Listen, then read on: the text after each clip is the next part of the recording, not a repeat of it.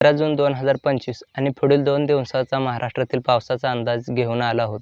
मान्सूनचा जोर वाढतोय, त्यामुळे कोणत्या जिल्ह्यांमध्ये कसा पाऊस असेल जाणून घ्या.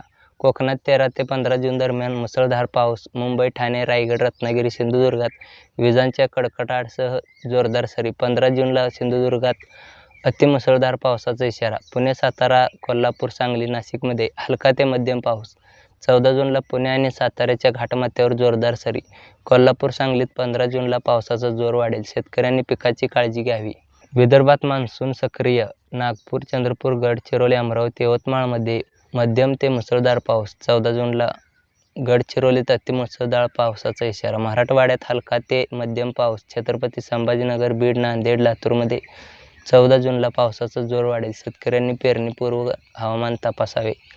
नाशिक, धुळे, जळगाव, नंदुरबारमध्ये हलका ते मध्यम पाऊस. 14 जूनला नाशिकच्या घाटात जोरदार सरी. शेतकऱ्यांनी पिकांचे संरक्षण करावे. हा होता 13 ते 15 जून पावसाचा अंदाज.